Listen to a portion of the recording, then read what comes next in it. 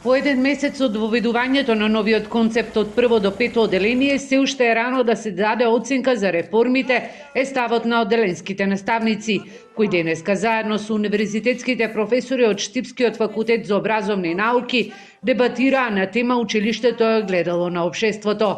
Македонските учители сметаат дека има голем дел училишта кои се уште не се технички подготвени за стартот на новите програми.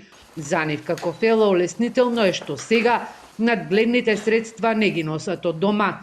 Посочуваат дека потребни се големи вложувања во техничката опрема, пред се во руралните училишта. Се прават проекти и инвестиции и во руралните средини, така да имаме училишта кои се баш добро и квалитетно опремени и со елементарни услови за работа, меѓутоа имаме за жал и запоставени рурални училишта на кои што допрва треба да се работи. Четврто оделение е малце попредизвикувачки, бидејќи нели имаме дигитални учебници, се обезбедуваат таблети, електронски табли, тој процес мислам дека ќе има време за дискутирање, бидејќи почнува нели малце поотежнато затоа што работиме и со техничка опрема. Се работи за подготвеност на општините за да стартуваат. Според оделенските наставници, добро е што за прв пат голем број од нив како практичари биле ангажирани во изготовка на програмите и учебниците.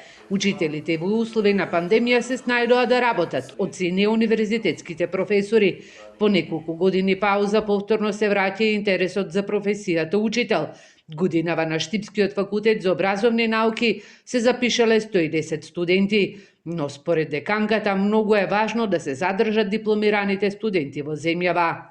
Ги има за жал, тоа можам да го кажем дека е за жал ни секаде ни светот, во Европа, во Америка.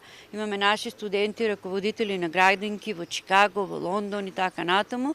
Се надеваме дека еве ќе се подобри ситуацијата и веќе ќе ги задржиме на вистина овие прекрасни луѓе дома.